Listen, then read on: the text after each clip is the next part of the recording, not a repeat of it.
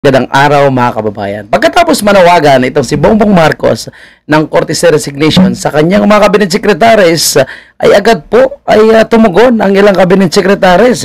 Ang purpose daw po nito, sabi ni Marcos Jr., ay para mag-recalibrate daw po ng kanyang administration. So, itong mga kababayan po natin, ang panawagan na Korte sa resignation, recalibrate ng kanyang administration, abay dapat noon pa sinimulan kung talagang gusto ni Marcos Jr.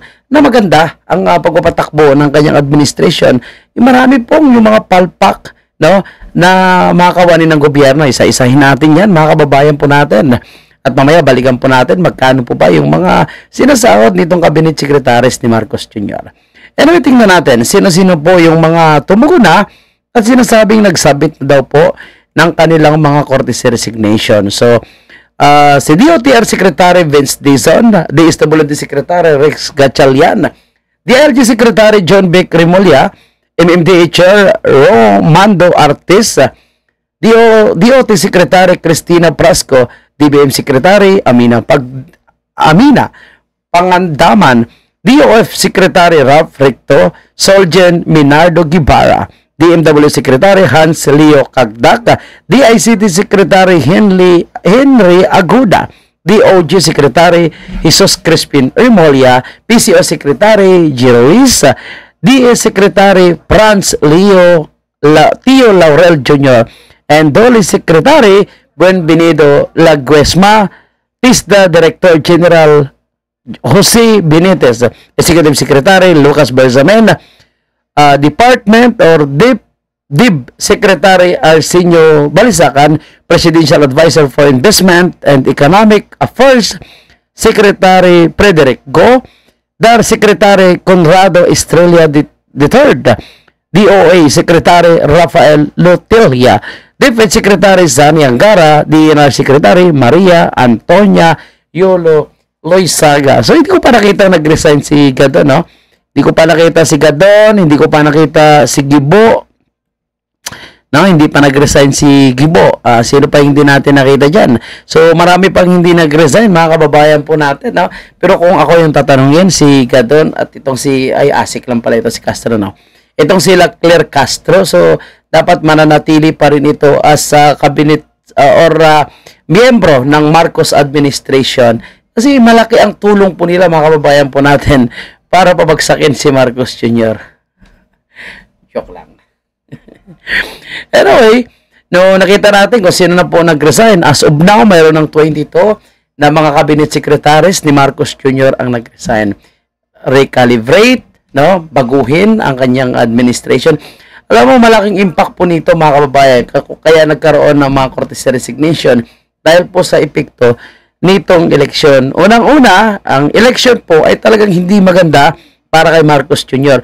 Kasi alam natin yung mga cabinet secretaries na ito ay pinipressure po sila para i-force sa kanilang empleyado na dapat ay ipanalo or iboto yung alyansa. Pero mukhang hindi po yan nakitaan ng talagang sumunod itong mga cabinet secretaries. Kasi kahit yung police sundalo, teachers po natin, yung mga nagserbisyo na karaang eleksyon ng mga absentee voters, ay Duterte po yung kanilang ipanalo. So, recalibration ng Marcos administration, palagay ko, no, malabo na ito, mga kababayan. Kasi ang problema is within Marcos Jr., within House of Representatives, and of course sa kanyang asawa, na di umano'y sila yung nagpapatakbo ng Marcos administration at hindi mismo si Bongbong Marcos. Kumbaga, lame duck na nga po ito, lame duck na itong si Marcos Jr.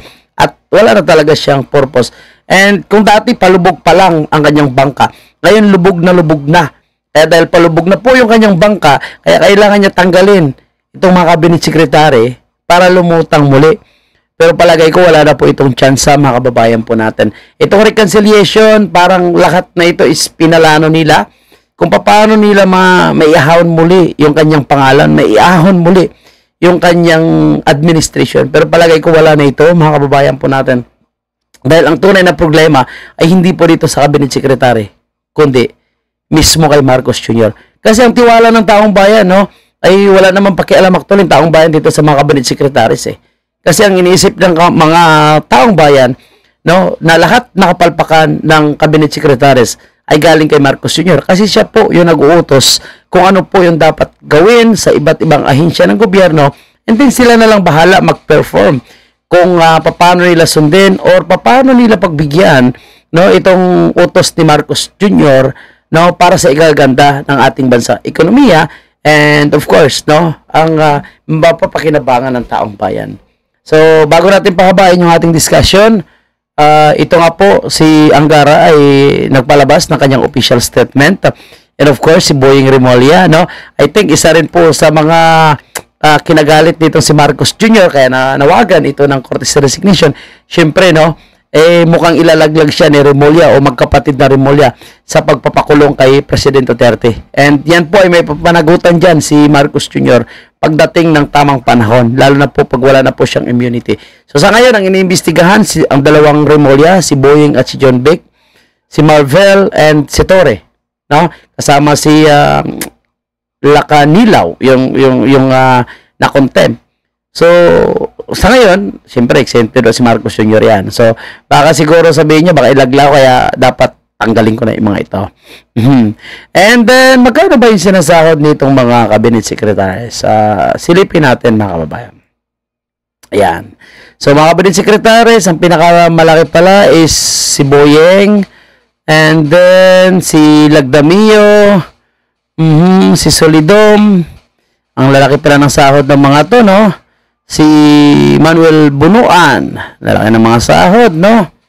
So, tataas sa mga sahod nila, milyon-milyon pa lang mga sinasahod ng mga ito. So, medyo marami po yung mga wala ng milyong-milyong sahod dahil po sa resignation na ito. Pero alam niyo, nakita ko rin na isang mangyari po, posible mga kababayan po natin, ay mukhang ito po is reshapo lamang. Cortes resignation, ibig sabihin mag-resign yung lahat, pero mukhang i-reshapo lang sila. Kasi wala naman ako nakikitang mga tao ngayon na pwedeng pagkatiwalaan ni Marcos Jr. Kasi nakikita ko mga magagaling na mga cabinet secretaries. Hindi lang po niya secretaries kundi kaibigan ay yung panahon ni President Duterte. Pero dito kay Marcos Jr., sino po yung kanyang hugutin para papalit sa mga cabinet secretaries na ito?